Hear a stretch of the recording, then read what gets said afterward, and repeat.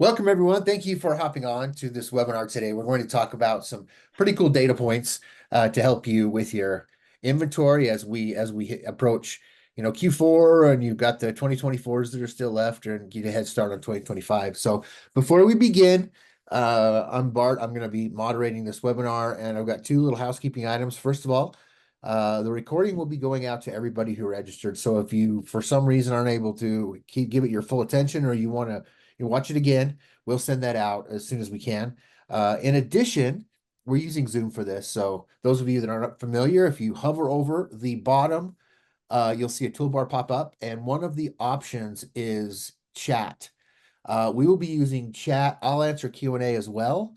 But please keep your questions coming, because as we start talking about some of these data points, there's inevitably should be some clarification needed on some of these, or we want to make sure we cover everything. So that's it. That's all I have.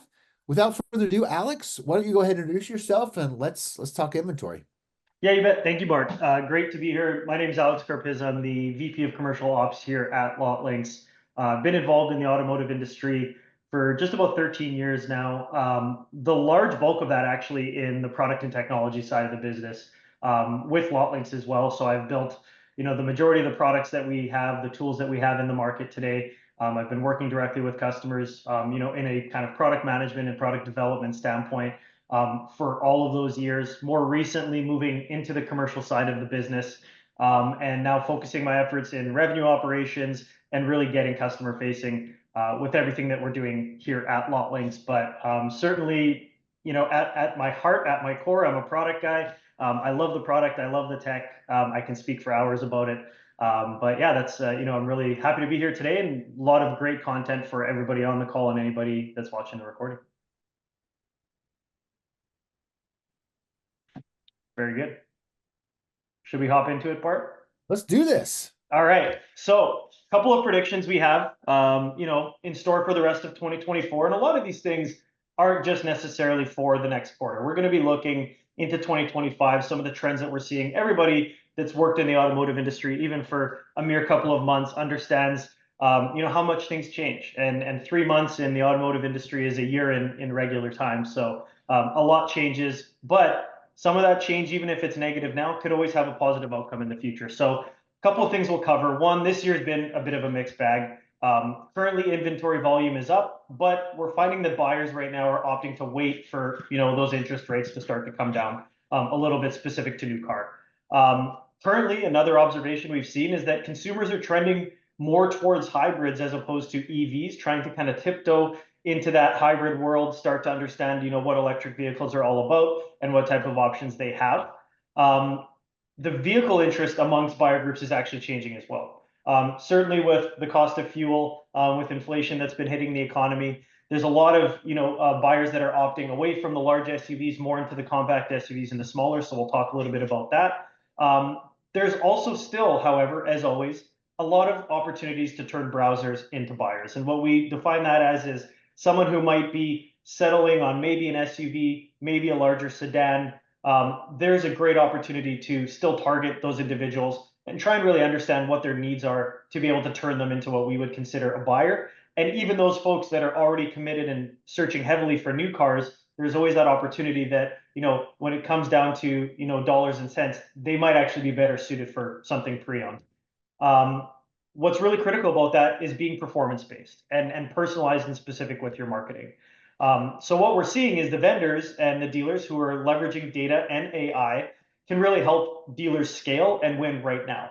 I'll talk a little bit about it later, but AI is accessible today. It's not something that you have to have super deep technical understanding to be able to leverage. There's a lot of really great vendors out there that can do that.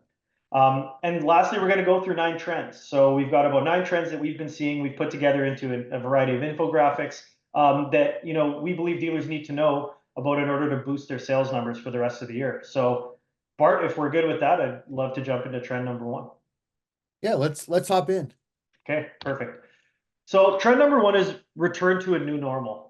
So as we've known over the last 4 or 5 years, what we used to see as normal is no longer normal. But we are kind of returning into what will be normal on a moving forward basis. And so right now, as of the beginning of August, total inventory at about 2.79 million. this increase is largely attributed to 2025 inbound. So we're seeing, more inbound inventory coming in, specifically in the new car side. Consumers aren't necessarily having to wait. So there's no shortage of 2025 inventory. There's many wheels for every single buyer to buy. So it's no longer, one vehicle that five people are interested in. We have the inventory to be able to supply, the demand that's out there. The neutral, it's not expected to be too dramatic. So we're not expecting all of a sudden tons of car sales to close the year, scooping up those 2025s. Interest rates certainly contribute, to some of those buying decisions around new car. What's great, inflation is currently at its lowest level in July of 2024 since we've seen in April 2021. So things are starting to kind of level out and neutralize a little bit. We expect to see interest rates drop as well, from an economic standpoint. The pandemic years, supply chain issues, it's all behind us. I know, we barely hear that word anymore, and for good reason. That's in the past now. So right now, consumers can find a variety of vehicles that align with the features, with their price points, with really what they're looking for, and they're not, getting into situations where they're competing or bidding against five other people on, one pre-owned vehicle. What is the new normal? So really, the new normal is really focusing your marketing and your advertising strategy to reflect your readily available vehicles, being specific and targeted about it. One word or term that we've kind of coined that we use often here is what we call campaign ready. So for those that aren't familiar, Lotlinx, we're a data company. We have a tremendous amount of market data. We understand everything about every single VIN in the marketplace, but we're also a really, really strong arm of promotional advertising for vehicles at the VIN level. So when we talk about campaign ready, we're talking about vehicles that have images. We find 7+ images is kind of a sweet spot. Also price to market, very, very critical. We'll talk a little bit about this later in the presentation as well. So you need those vehicles to be priced within a competitive point, but also be merchandised well in order for advertising to really take the largest effect. So in the future, what are we seeing? Interest rates, we think, are going to be really critical for a complete return to what would be the old normal or new car sales levels that we saw, in years past. So consumer debt, certainly a concern, thus trending people, as I mentioned earlier, a little bit more from some of those new car packages where interest rates are higher, maybe into something that's a little bit older, pre-owned, that they can, get into at a more affordable price point. So very important as dealers to consider this when allocating inventory or allocating advertising budget. So again, really important to think about every single vehicle in its own marketing campaign for its own demand that's in the market for it today, and really be specific with your vendors in advertising those vehicles and making sure every single vehicle is being seen and your budget's not being lumped into a small subset of VINs. Bart, Yeah, any I thoughts on that haven't. from I your have side? apologies. I haven't followed it as close as I should have. As far as rates, where we're at, if inflation is now in a better position, it's not great, but it's better. Have we heard from the Fed what rates are going to do? Because I agree with you. I feel like that, I'm surprised that the SAR has been as performed as well as it has with rates where they're at. And it's gotta have an impact sooner or later. Yeah, and I think it does, and I think part of it as well is that I think a lot of consumers are sitting there wondering, like, are they going to improve, or is this going to be the best I'm going to get? Are they going to go up again? And so I think that's what's kind of contributing to the SAR numbers as you're seeing, is that people are starting to kind of understand, like, is this what it's going to be moving forward? I think with the looming election, I think there's a lot of change that could happen between now and the end of the year as it relates to what the Fed is suggesting. And I think in about 31 to 32 days time, we'll have a better sense of what's happening. And then certainly in about 40-45 days, we'll see where those things start to trend as we close the year out. One more thing that it was on your Sure. previous slide. I forgot to. I'm asking you a bunch of product questions. I'm sorry, but Yeah, please um, do. ha- are we at a point where EV has gone from being kind of the shiny penny for customers now that it seems that the hybrid volume has increased in relation to the EV. Is EV kind of, the people that we're in, are they kind of there? And now, because hybrid seems like it makes a lot of sense, and people, it's for those guys that want to hedge their bets on always being able to find some fuel, but at the same time, take advantage of the green lifestyle. Yeah, I think that EVs are at a level that is below what expectations were. And I'm not sure how those expectations were set, but what we're seeing is there's a lot of EV inventory that's out there that's aging on the lots. And I think a lot of that is just people kind of being afraid to just jump right into the pool. They want to dip their toes. There's maintenance reasons behind that. It's much more difficult for, someone who's pretty handy to, give them, do their own maintenance on their vehicle when it's an EV. You're going to require a dealership, or if you're, shopping Tesla, you're obviously going to need to require some service from them. And so I think hybrids are a really good intermediary point where you can start to go green, but you're not quite fully green. And those hybrids are coming in, I think, just at a more competitive price point than the Yeah. full EVs are right now. And so I think, although, I've got some statistics later that, 1 of 9 vehicle sales right now are EV, we are still seeing that hybrid is slightly higher than that. But I suspect as logistics, as infrastructure improves, that those EV numbers are going to continue to improve into the future. Okay. Very good. Number 2. So speaking of which, EVs are moving slower than originally forecasted. So the original projections for EVs were huge about 2 years ago. Many dealers had large investments in EVs. Almost every single OEM started coming out with their new model line EVs.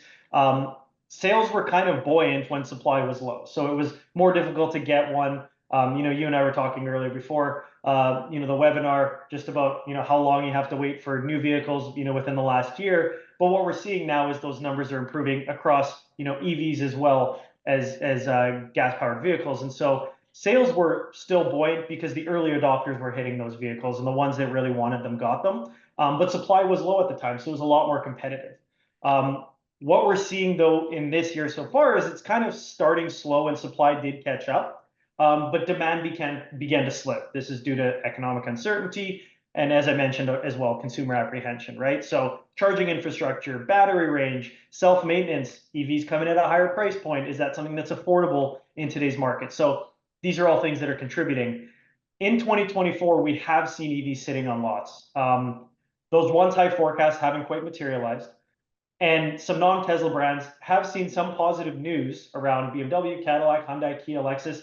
I think just having more options out there is actually helping everybody. So back in the day when it was, really just Tesla that was selling EVs, there was really only one place you could go. But I think as a consumer, we like to see what's going on in other areas as well. And not that it's, necessarily keeping up with the neighbors, but when you have multiple OEMs that are rolling out EVs, as a consumer, you can't help but sit there and look and go, hey, maybe this really is a thing, right? And I think with BMW, Cadillac, Hyundai, Kia, Lexus, and more coming out with EVs in a large way, this is going to push the infrastructure. It's going to push the technology. It's going to hopefully improve battery ranges and hopefully start to bring price points down because there is going to be more supply in the market.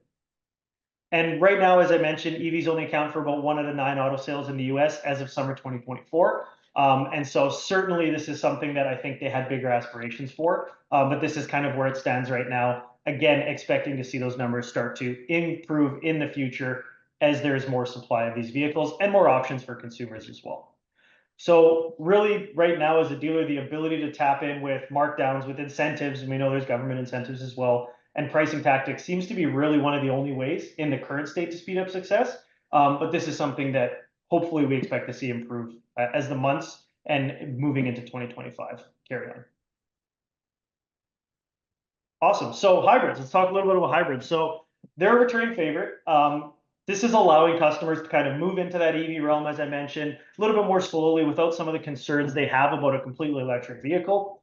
The slowdown in EV sales actually ignited hybrids. So hybrid sales grew about 5 times faster than EVs in the first quarter of 2024. And we've kind of continued to see that maintain across the board. It isn't continuing to increase at 5x the clip, but what we're seeing is that 5-to-1 ratio is kind of something that we've seen consistently push through the year.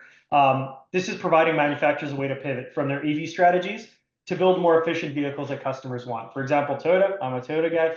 They came out with, the most recent model year 2024. Tacomas are now actually a hybrid when you go all the way up to the upper echelon. And so even trucks are starting to get more into that hybrid game.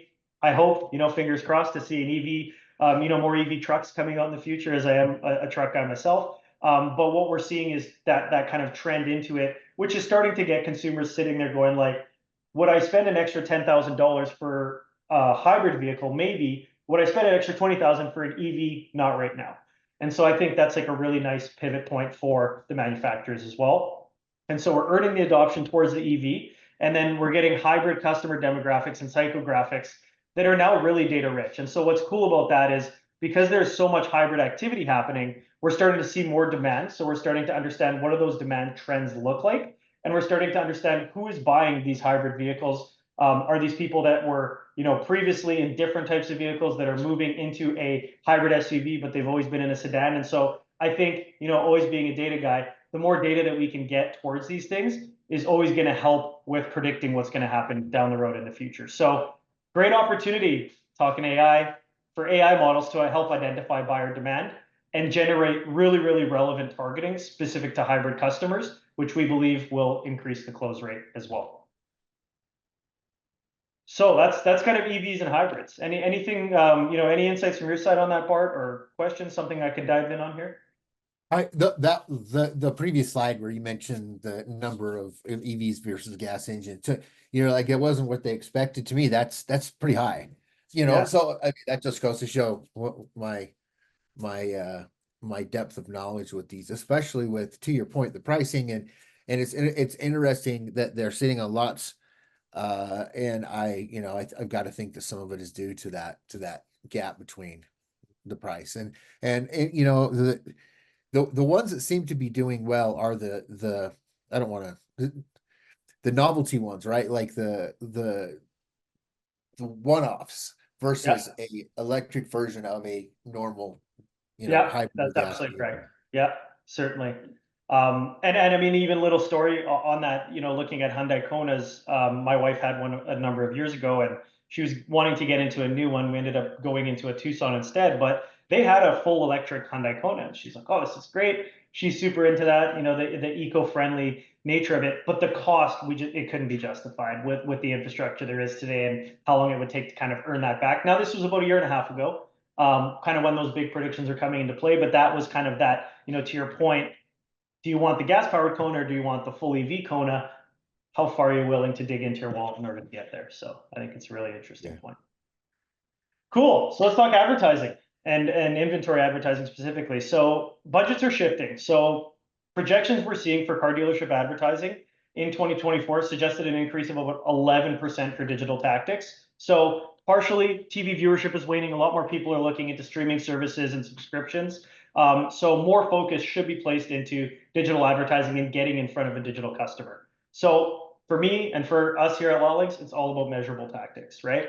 So being VIN specific, being able to measure how your marketing is working at the vehicle level and looking at performance-based models, right? So really understanding what is your profit and loss on every single vehicle that's on your lot in terms of your acquisition cost, what you priced it at, how much reconditioning you had to do, how much did you advertise it for, what did you sell it for, and overall, what was your net profit? And so a lot of these performance-based models can really help you understand that from a dealership perspective instead of an average, marketing spend or advertising spend or profit per vehicle. You can actually look at it at a VIN level. And so this type of measurement avoids what I call blind budgeting. So blind budgeting, taking my 100 cars, throwing them at a vendor and saying, here's $7,000, go advertise them. The problem with that is it's not specific necessarily to the vehicle, and it's going to be optimized likely for click-through rate and cost, which will bring you shoppers, but it may not bring you the buyer that's interested in, vehicles number 1, 2, and 3. And so what's really important here is trying to get equitable distribution across all of your inventory, making sure everything is seen, but also understanding some cars need $15 of advertising to sell. Some of them are going to need $150, $250. And so being able to leverage data to, understand those trends and understand the needs of the market or of the vehicle within the market, I think is really, really important. Waste versus risk. So these are two terms we use very frequently here at Lotlinx. Waste, the way we look at that, as I mentioned, some vehicles need $15 to sell, but we see, advertisers and dealerships that are hitting these vehicles with $200, $300 worth of advertising, in the 7 days before they sell, which is certainly not necessary. And what that does is when the majority of the budget is being focused into those 20% of the cars that are going to sell the quickest, you got 80% of your vehicles that aren't getting enough. And so that's the risk side of it. So when you do what we see as a waste scenario where we're allocating budget to vehicles that don't need it, it's leaving a bunch of vehicles that are being under engaged, and so that creates a risk situation because now these are cars that aren't being sold, and as we know, typically a car unseen is a car unsold. specifically when we're talking about used vehicles. Currently, not a surprise, 92% of car buyers research online before they purchase. I don't think that's a big shocker to anybody. You've got to be in front of those in-market buyers and be very specific to what they're holding interest in and making sure that your vendors or if you're doing advertising internally, that you're really focusing target into every single vehicle and getting in front of the buyers that are most interested in those VINs that you're holding. And 95% of transactions still happen in the dealership. And we talked about this before the webinar as well. There are people that are adopting digital retailers.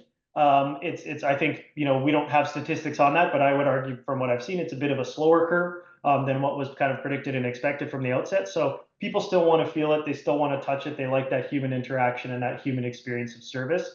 And so it's still happening in the dealerships. But those consumers are starting online. They move in store when they're ready to buy. But typically by the time they're moving in store, they know that you have this vehicle, this is the price point you have it at. The three other competitors around you have a couple other VINs that are similar, but you're their favorite. That's why they're starting with you. And so customers are coming in very, very well informed prior to that buying cycle. And so it's becoming more difficult to, try and conquest, consumers that are ready to buy away from other dealerships unless you can hold a very similar inventory piece that you're willing to do at a lower price point for a customer. So again, how to take advantage of that. Very importantly, you need to be very present with every single vehicle when you're advertising in your market. You have to understand what your competitors are holding. It's really important to know, am I the only white 2023 BMW M3 in the market, or are there 15 of them? How is that going to impact my strategy? How is that going to impact how I'm promoting and pricing this vehicle? And so I think really taking a look at everything as much as you can in a VIN specific level is really critical and important. And I know that sounds like a lot of work, but there's many dealerships out there that are doing it without technology, just human intelligence, looking at every vehicle specifically. There's a lot of great technology and a lot of great vendors out there that can help with that as well. Yeah, we've got a question, Alex, from Go Lloyd. for it. Interesting. We're getting an election question. Not. I don't think it's the direction we all thought it would go. But how is the lack of space due to so much advertising space going to the election? And is it affecting Oh, good automotive question. advertising and budgets? Great question, Lloyd. So I don't think I think it impacts some what I would call mainstream advertising or what I would call non-inventory specific advertising. Because certainly the election is going to be buying up a lot of the space. We all know that happens. And so what you're going to see is a lot of the more non-automotive endemic sites. Those are going to be the ones that are going to be more impacted. So things like if you're running display advertising through a variety of sites, trying to get in front of consumers, either your cost of advertising is going to increase in order to get those impressions, or the ad space might just be bought up. I think in the automotive side, automotive is still a very, very politically driven economy and market. And so I think we will see some impact of it. But I would argue that as you get into, to the things that I've been focusing here on, which is really being VIN specific, it shouldn't be impacted as much as more broad advertising or more mainstream advertising around dealerships. So it always impacts it. It will drive costs up slightly. And I think we've been kind of seeing that a little bit. But in my opinion, I don't think it's going to massively impact those that are really focused on inventory advertising and branding their dealerships. That's a really great question. Cool. So moving back over here. So used car market. We're going to continue to see a steady upward trend here. So as noted, new vehicles are currently not affordable for all customers. Technical complexity has also increased pre-owned adoption. And so this isn't related to EVs, but I'll even tell you and I'm a millennial, when I sat down in my new Tacoma and they did a brand new generation, I was kind of like, I don't even know what half these things do. All the safety features and the bells and whistles and the beeps and everything I was overwhelmed. There's so many more technological features in vehicles now that I think is adding some complexity. And I think it kind of takes people away. Like I just want to be able to crank my window down myself. Maybe it's not that extreme, but that is certainly increased pre-owned adoption because I think some of these newer vehicles are coming out with all the bells and whistles and features. And I think that can be overwhelming for some people. That's not the first time. That's not the first time we've heard this, Alex. It's just yeah. so that we've hit this. Have we hit this critical point where like, whoa, slow down? Like for forever, it seemed like the automotive was was getting some flack for their, their interfaces and their dash and everything is being like old school. And now we're hitting a point. It's just funny that to me that we're hitting a point now where it's like, whoa, pump the brakes, guys. Yeah. It's almost too much stuff. It's fascinating. Yeah, and I think a lot of it too is just getting comfortable with a new setup or comfortable in a new vehicle. And this is why I think like test driving is so important and actually like sitting in the vehicle is really critical. And even something as ridiculous as like look, I live in Canada, I live in the north. It gets really dark in the winter. What kind of lighting do they have inside the vehicle? Am I going to be able to see what I'm doing inside my car when I'm driving around at night? And so I think that that's not necessarily a technical complexity, but I think it's just other things that manufacturers are thinking about that consumers want. But it's difficult because everybody's wants and needs are different. And so I think they really took that technological leap, hoping that that's what everyone wanted, but we're starting to see a bit of apprehension against that. Crazy. So, but what it's doing, it's pushing certified pre-owned car sales higher, which is great. So the forecast for North America in 2024 was about 2.7 million units, which is an increase of 3% over 2023, which is solid on the used car side. And what we've seen with used car, this is really interesting, is a pricing decrease on average by 6.8%. And the inventory is increasing. So obviously, with the inventory increase, we're going to see prices have to decrease to remain competitive. But we're actually seeing used car pricing decrease throughout the year, which is interesting to try and get in front of those customers that are really interested in those vehicles. And I think part of it was, earlier in the year, we were still having a bit of supply chain where new cars weren't coming in fast enough. That was flipping people over to used. But now that those new cars are coming in, there's more options. Dealers are having to decrease those prices a little bit to remain competitive with what's happening in the market. And so it has its advantages. It's a wider appeal, right? When you have competitive pricing, you can have a wider appeal. You can bring in new consumers or customers that have never been in your dealership before, have never heard of your dealership before, with proper advertising. Nowadays, consumers are willing to drive to get a deal, and everybody's really focused on the financial impact of that. So it's really critical to approach used car advertising at the VIN level. I know I've said the word VIN level 14 times. I'm a big VIN first guy. I think it's so critical and so important to think about everything at the vehicle level, especially used car advertising. Used cars are so unique. No two used cars are the same. And so you really have to think about advertising at the vehicle level for every single used car because you have a lot of them on your lot. Consumers may not even know that they're interested in that used car because it's harder to do research on the used side. So it's really important to understand who your market is, what kind of demand are you seeing for that specific used car in your location, and making sure that you approach that at the vehicle level. Right on. Moving on to 6. So SUVs, we're going to continue to experience price drops. So SUVs, long favorite model for a variety of consumers. They're great in all weather. They're great for growing families. And so I think that's always been a push. In years past, though, what we've seen is larger SUVs are getting a higher price point. The cost of ownership is increasing around maintenance and fuel. But compact and subcompact SUVs have kind of become the preference. And so over their larger counterparts, the large SUVs, we've seen in 2024 has progressed that subcompact SUVs and compact SUVs have started to win. So the price point certainly contributes to this. You can get into a compact SUV for a much lower price point than you can a full-size SUV. And also things like fuel efficiency. And a lot of those CUVs and the compacts have actually started to dip into the hybrids first, right? So as opposed to jumping, your large SUVs into hybrid, we've seen those CUVs jump hybrid first. And so that's, again, now you're adopting those more green, eco-friendly customers in as well with that. And so competitive pricing, again, one of the main pullable levers here for dealers, both on the new and used side. But I think overall, we are seeing a trend towards compact and subcompact. I think depending on if the economy continues to improve the way that we're hoping and we're seeing, again, post-election, we'll see what happens. I think large SUVs will start to take gain again. We can see fuel prices come down. But as of right now, large focus by consumers in compact and subcompact SUVs. So get your hands on as many of those as you can. 7th out of 9 trend. Yeah, How go about, for it. have you noticed any truck trends? Do they follow the same obvious smaller trucks versus larger trucks, or are all bets off when it comes to talk about the light duty trucks? I think I wouldn't say it's all bets are off. I think specifically to trucks, let's say, a mid-size versus a full-size truck, you're not going to see a lot of folks that don't need to use a full-size truck for their daily lives buying full-size vehicles. And so I think that is certainly a pretty polar opposite. I've always been a mid-sized truck guy. I work in product and technology. I don't, I'm not, I'm not hauling tools around all day long. I do love having a truck. I live in a winter climate though. But I think between the compact and subcompacts, I think it really depends on, where you're at in your life. So prior to having a child, my wife was great with a Kona. Once we had a kid and we started shoving a kid in the back of a Kona, it's like, well, we need something bigger. And so she went from a really subcompact to a compact SUV in a Tucson.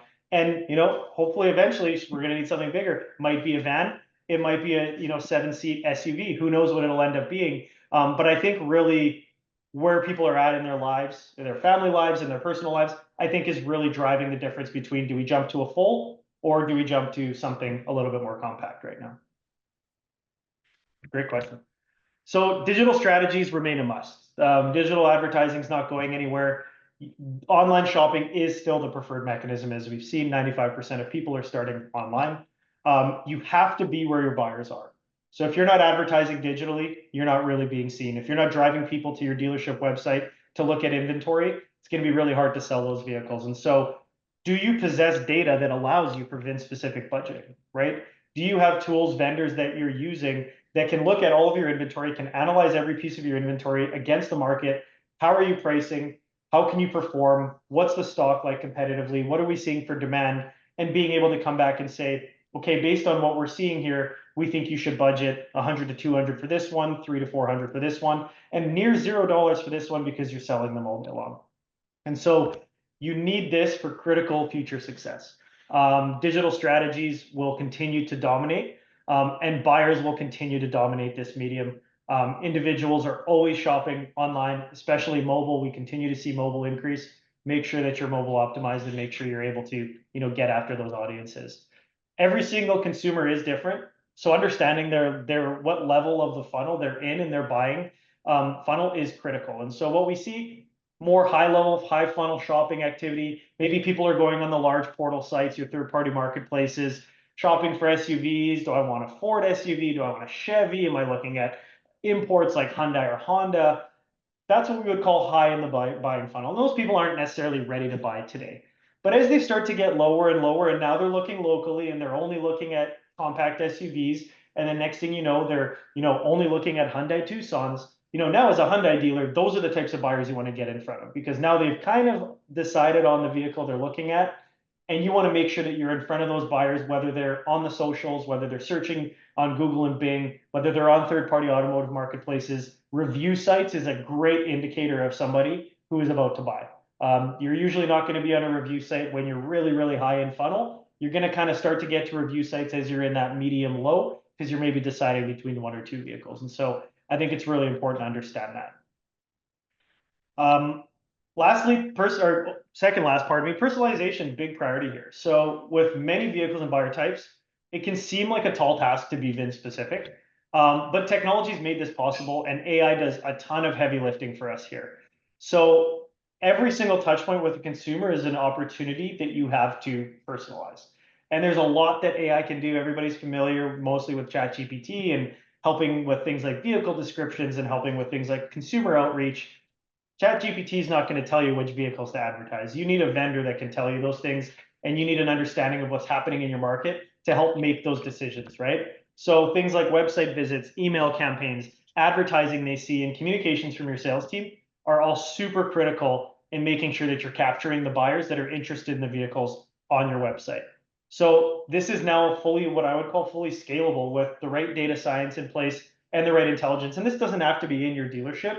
There's a lot of great vendors out there that can help you with your data about your inventory, how it relates to the market, and how you should act upon it.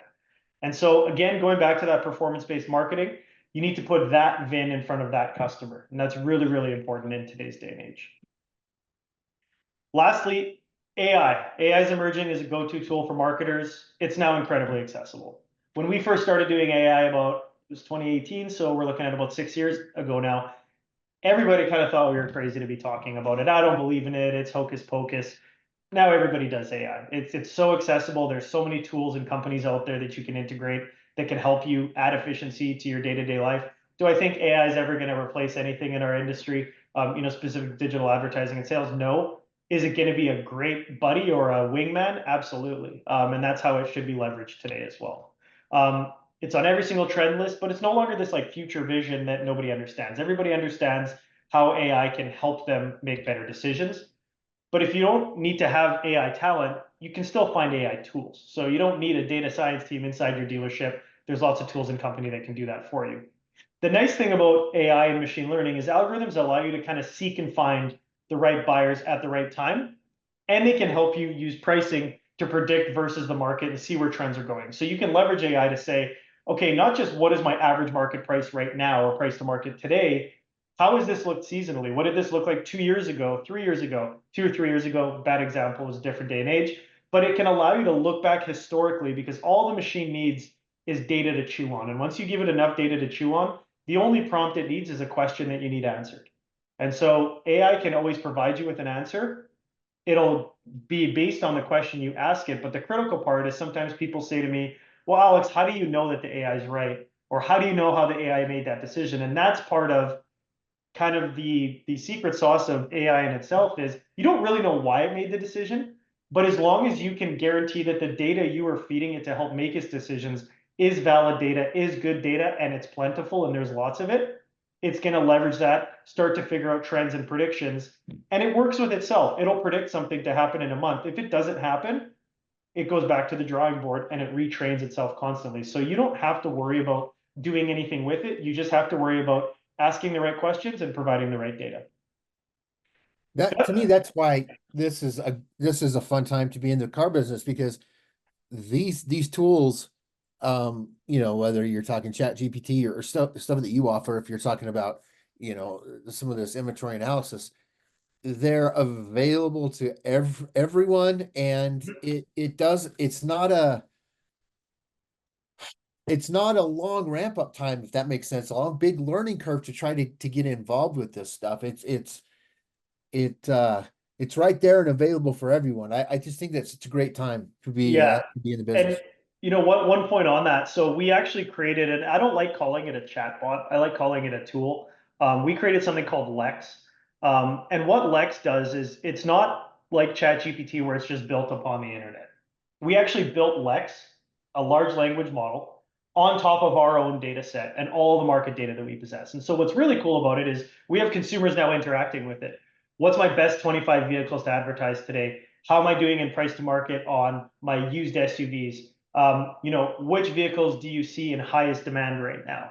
What should I be looking at acquiring? So we're creating a tool for dealers to literally interact with by typing questions, and it's giving you responses not based on what the internet's saying, not based on publicly available, not like, well, it is publicly available data, but not based on data that, is across the World Wide Web. This is actually built on automotive data, trends we've been seeing, and data we've been collecting for the last 8 to 10 years, and being able to work with customers to say, ask me a question, I'm going to give you an answer. And it's honest, when it doesn't have enough data to answer, it'll answer that. But we've been seeing adoption really increase with our chat tool, Lex, just because it's so easy to use for a dealer and you can ask it any variety of questions. It's going to give you an answer, and it's going to kind of give you the answer to what do I do now? What do I do next? Which is something that consumers or customers of ours are always asking us. Right. I think a critical piece in this is you don't need to be all AI. Human intelligence and gut feel do work. And what we're not looking, similar to the EV hybrid situation here at Lotlinx, we don't expect dealers to just jump on board with us, never used us before, and go, let's just let the machine do everything, right?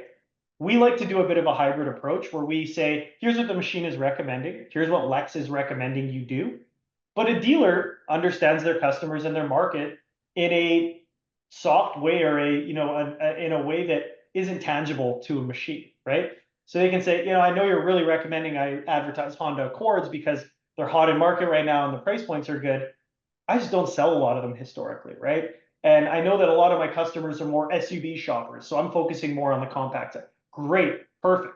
Now let's look at your SUVs, and now let's help the machine decide which vehicles need to be advertised and for how much based on market demand. So there's a great mix of human intelligence and artificial intelligence that I think personally is critical. But what we see is as people start to work with our AI and start to, utilize the tools we put in front of them, they go, oh man, this thing's pretty good. you know what, let's just let it make the decision this month, and people become adopters in that manner. So I think that's the mix of HI and AI, very critical. It's a really nice entry point for someone who's not familiar with it to kind of get in and say, help me make this decision, be my buddy on this decision, but I'm still going to inject a bit of the things that I know about my business best. And I think uh that also frees the HI. I love that term to focus on the more decision making um functions versus the analysis function and the low level activities. Yeah, and that's I love that because that's always something I say is what our AI does, a human could do. It would just take them years for what takes it a second, right? Because it can just read data and crunch millions of data points in a second. A human can do what AI does. It's just not as time efficient and not as accurate. And there's way more margin for error. So being able to balance those tools, and I love the way you said that, focus more on the decision making, focus more on the business, and let the AI guide your analysis and some of the opportunities that it sees with your inventory. I think that's a brilliant way to put it. Very cool. AI for marketing automation. This is also important. Can help you nurture your leads and business development. I mentioned earlier, lots of people are leveraging tools like ChatGPT. There's hundreds now that are super good at doing things like writing vehicle descriptions, really good at doing things like follow-up emails, talk tracks, cold call tracks, everything. And so, not that that's necessarily my area of expertise, but there is some tremendous opportunity with AI in marketing automation and trying to be proactive with that. Start to dip your toes in, start to understand how these tools work for you and test them and see, is this working for me or is it not, right? Do I need to go more HI here? Do I need to go more AI here and save some time and be more, on the floor in front of customers more frequently? Right on. So why is this all important? So all of the data that we just talked about, it's all available at our fingertips. Like if you look 10 years ago, 13 years ago when I first entered the automotive industry, we didn't have all these companies publishing infographics and and publishing blogs and massive data pieces about what's happening in the industry, what are we predicting, what are we seeing. This is all readily available. It's much different than years past. So it's very well curated. In our industry, we have a lot of awesome sources of data, some really massive companies who possess a lot of data that they're able to aggregate and send out in bulk. And it's all publicly accessible. So it's pretty easy to stay on top of trends, right? Subscribing to blogs, subscribing to email newsletters, these types of things can keep you, up to date. We have a blog, right? This is where a lot of our content comes from. And a lot of our content is produced in our blog on lotlinx.com, which allows you to keep in front of these trends. It's something that we constantly keep moving and keep going.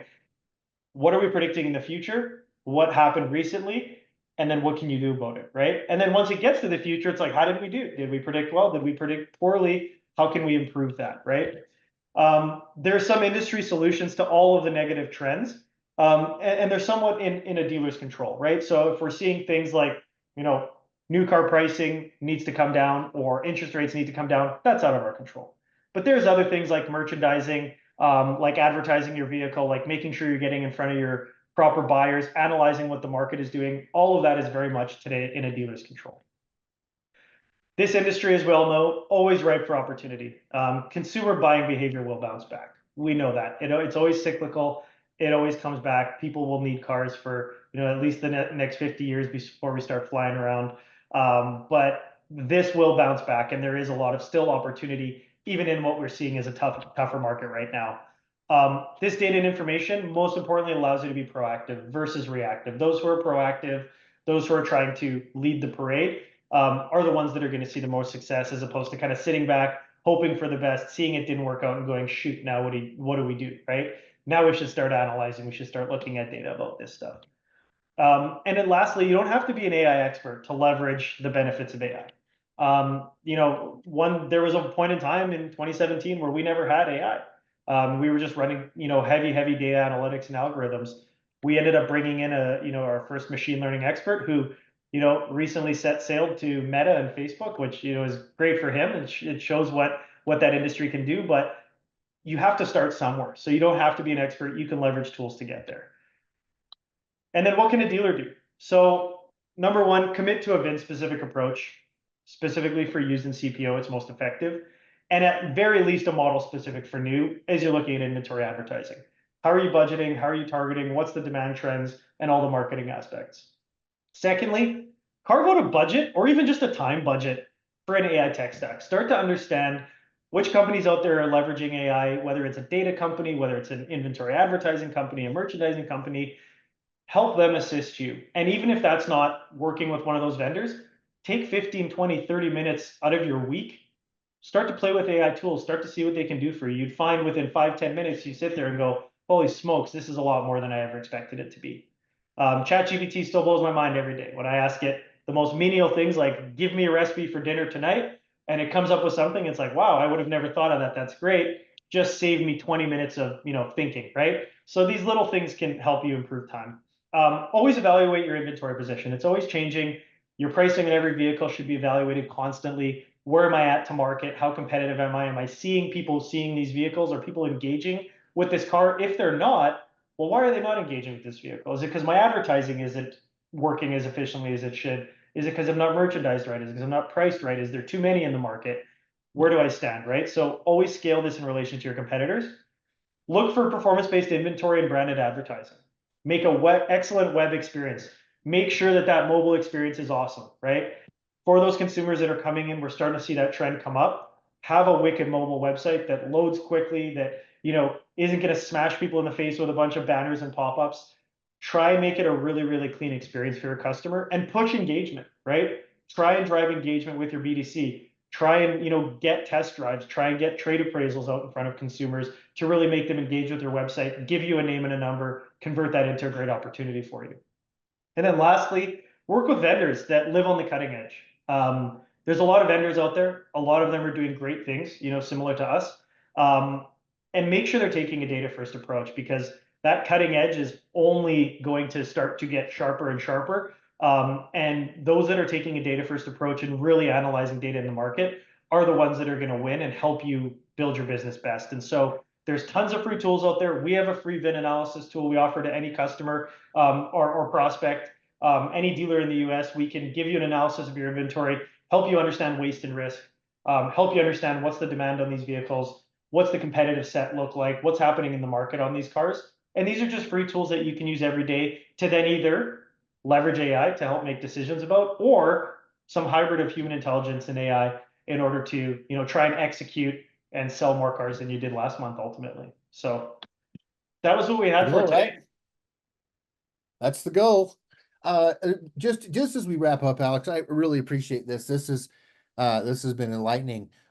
Just to call you on the carpet a little bit, what do you see the future looking like? I mean, where are we headed? So I think we're headed into likely another spike in sales. I'm hoping maybe not COVID levels, but hopefully something close to. I think 2025 is going to be a really interesting year, because I think a lot of it is going to depend on how the economy does and how the markets look. This was a tough year. Make no bones about it. This was a very tough year for dealers, and we expect to see things really start to improve in 2025.